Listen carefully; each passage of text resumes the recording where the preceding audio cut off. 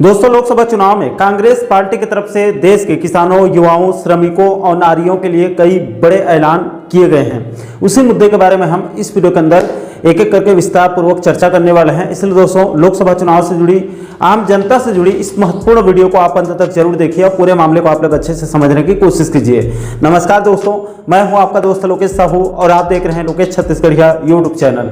आप सभी साथियों का हमारे इस चैनल पर बहुत बहुत स्वागत है। दोस्तों, जैसे कि आप सभी साथियों को पता होगा कि लोकसभा चुनाव का बिगुल फूंका जा चुका है। उसके लिए चुनाव आयोग की तरफ से 16 मार्च को चुनाव तारीखों का ऐलान करते ही पूरे देश भर में आचार संहिता भी लागू हो चुकी है।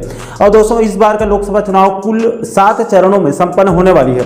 छत्तीसगढ़ की बात करूं तो यहाँ पर 3 चरणों में लोकसभा चुनाव संपन्न होने वाली है। पहली चरण 19 अप्रैल 2024, इसके बाद दूसरी चरण 26 अप्रैल 2024 और तीसरी चरण 7 मई 2024 को संपन्न होने वाली है। और 4 जून 2024 को मतगणना यानी कि वोटों की काउंटिंग होने वाली है। यानी कि 4 जून को रिजल्ट डिक्लेयर किया जाएगा। किसकी सरकार बनेगी ये लगभग 4 जून 2024 को स्पष्ट हो जाएगा। दोस्तों, इसी लोकसभा चुनाव को लेकर इधर कांग्रेस पार्टी की तरफ से सरकार बनने पर देश के किसानों, युवाओं, श्रमिकों और नारी शक्तियों के लिए न्याय योजना के तर्ज पर कई बड़े ऐलान किए हैं। उन्हीं को हम आगे एक एक करके विस्तार पूर्वक समझने वाले हैं। दोस्तों, सबसे पहले देश के किसान भाइयों की बात करें तो कांग्रेस पार्टी की तरफ से सरकार बनने के बाद देश के किसानों से कुल 5 बड़े वायदे किए गए हैं। सबसे पहले किसानों के लिए एमएसपी गारंटी किया जाएगा, यानी कि स्वामीनाथन आयोग के तहत एमएसपी को गारंटी करने का वायदा किया गया है। इसकी मांग देश भर के किसान कर रहे हैं। इसके बाद दोस्तों, दूसरे बिंदु पर किसानों का कर्जा माफ किया जाएगा। इसके लिए बाकायदा कृषि ऋण माफी आयोग की स्थापना किया जाएगा। इसके बाद तीसरे बिंदु पर किसानों को बीमा की सुरक्षा दिया जाएगा, यानी उनके जो फसल हैं वो बर्बाद होते हैं बेमौसम बारिश में, तो उसमें बीमा देने का जो है वो गारंटी दिया गया है, जिसके तहत 30 दिनों के अंदर किसानों के खाते में मुआवजे का पैसा भेजने के लिए पीएम फसल बीमा योजना में बदलाव करने का वादा किया गया है। इसके बाद दोस्तों, चौथे बिंदु पर किसानों के लिए आयात निर्यात नीति लाई जाएगी, जिसमें कृषि उत्पादों के लिए आयात निर्यात नीति लागू करने का वादा कांग्रेस की तरफ से किया गया है। इसके बाद 5वें बिंदु पर देश के किसानों को जीएसटी से बाहर रखने का वादा किया गया है। इसके लिए जीएसटी में संशोधन करके किसानों को जीएसटी से बाहर रखने का वादा किया गया है। इसके बाद दोस्तों आगे बढ़ते हैं और दूसरे नंबर पर लोकसभा चुनाव में कांग्रेस पार्टी की तरफ से जो देश के युवाओं से क्या क्या वादा किया गया है उसकी बात कर लेते हैं। तो देखिए दोस्तों, कांग्रेस पार्टी की तरफ से सबसे पहले देश के युवाओं के लिए 30 लाख सरकारी नौकरी देने का जो है वो वादा यहाँ पर किया गया है। इसके बाद दूसरे बिंदु पर हर शिक्षित युवा को 1 साल के अप्रेंटिसशिप के तहत 1 लाख रुपए देने का वादा किया गया है। इसके अलावा तीसरे बिंदु पर पेपर लीक को पूरी तरह से रोकने के लिए एक नीति बनाने का वादा किया गया है। इसके बाद कांग्रेस पार्टी की तरफ से चौथे बिंदु पर गिग इकोनॉमी में देश के नौजवानों के अच्छा वर्किंग कंडीशन यानी कि अच्छा माहौल बनाने का वादा किया गया है, ताकि देश के युवा प्राइवेट सेक्टर में भी देश को आगे बढ़ाने की दिशा में अच्छा काम कर सकें। इसके बाद 5वें बिंदु पर कांग्रेस पार्टी की तरफ से देश के युवाओं के लिए 5000 करोड़ रुपए का स्टार्टअप फंड देने का वादा किया है, ताकि स्टार्टअप के क्षेत्र में देश के युवा बेहतर काम कर सकें, जिससे देश को फायदा जो है वो मिल सके। इसके बाद तीसरे नंबर पर देश के श्रमिक वर्ग के भाई बहनों के लिए कांग्रेस पार्टी की तरफ से कई जो है वो बड़े वादे किए गए। इनके लिए भी कुल जो है वो 5 बड़े वादे किए गए हैं। इसमें सबसे पहले सामाजिक सुरक्षा देने का वादा किया गया है, जिसके तहत असंगठित क्षेत्र के श्रमिकों के लिए जीवन बीमा और दुर्घटना बीमा देने का वादा किया गया है। इसके बाद दूसरे बिंदु पर श्रमिकों के लिए श्रम सम्मान देने का वादा किया गया है, जिसके तहत 400 रुपए प्रतिदिन राष्ट्रीय न्यूनतम मजदूरी मनरेगा के श्रमिकों को देने का वादा किया गया है। इसके बाद तीसरे बिंदु पर श्रमिकों को स्वास्थ्य का अधिकार देने का वादा किया गया है। इसके लिए देश के श्रमिकों को मुफ्त में यूनिवर्सल स्वास्थ्य सुविधाएं देने का वादा किया गया है।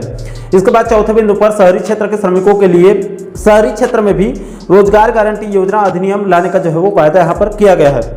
इसके बाद 5वें बिंदु पर सरकारी कार्यालयों में ठेका प्रथा को बंद करने का वादा यहाँ पर किया गया है।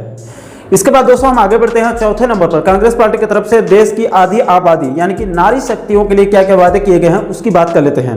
तो दोस्तों, कांग्रेस पार्टी की तरफ से सरकार बनने पर देश के नारी शक्ति के लिए सबसे पहले महालक्ष्मी योजना के तहत सभी गरीब परिवार की एक महिला को यानी हर परिवार की एक महिला को 1-1 लाख रुपए सालाना देने का वायदा किया गया है। इसके बाद दूसरे बिंदु पर केंद्र सरकार के सभी भर्तियों में महिलाओं को 50% आरक्षण देने का वादा किया गया है।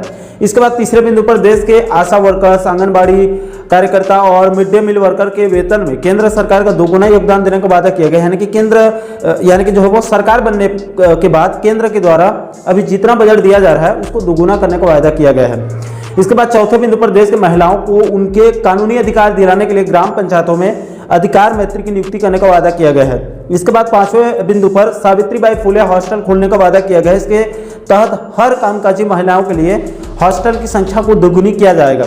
हर जिले में कम से कम एक हॉस्टल खोलने का वादा किया गया है। इसके बाद दोस्तों अंत में 5वें नंबर पर कांग्रेस पार्टी की तरफ से हिस्सेदारी न्याय में भी 5 वादे किए गए हैं। इसमें सबसे पहले देश में बड़े स्तर पर सामाजिक, आर्थिक और जातिगत जनगणना करने का वादा किया गया है।